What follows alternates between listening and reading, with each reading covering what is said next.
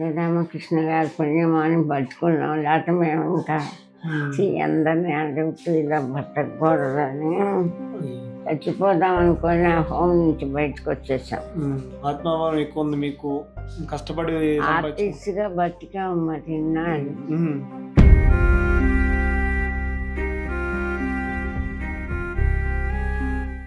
అమ్మాయి నేను ఇదివరకున్న హోమ్ నుంచి బయటకు వచ్చేసి ఎత్తుక్కుంటున్నాం. ఆ టైం అయిపోయిందని రోడ్డు మీద దించేసి వెళ్ళిపోయినాడు ట్యాబ్లెట్. ఎప్పుడు రాత్రి 10 గంటలకి. అప్పుడు చాలా సీరియస్ అయిపోయింది. ఇంకా అట్టకన్నా అనిపించింది. అమ్మాయి ఏమైపోతుందని భయపడ్డాము.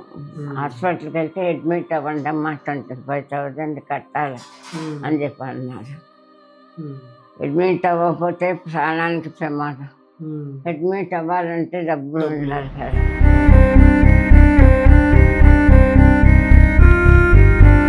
నైట్ ఇంక తెల్లవారు ఉండని నేను అనిపించింది. అమ్మ ఏడుస్తూ కూర్చుంది. తెల్లవారు ఇద్దరం అలా ఏడుస్తూనే ఉన్నాం.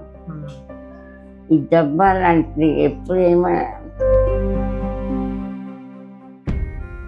3 రాడ్లు వేసారు. ఆపరేషన్ అయింది. లేచి నిలబడలేదు పాప. కన్నతల్లి ప్రేమ, కన్నతల్లి ప్రేమ. అవునా కదమ్మా? ప్రేమ కాదు,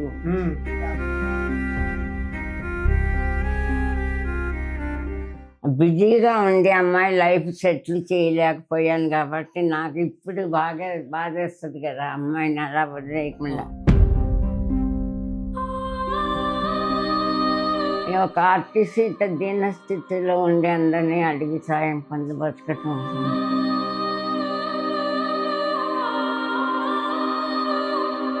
ఇప్పుడు ఇలా ఉన్నాను, రేపు ఎలా ఉంటానో తెలియదు.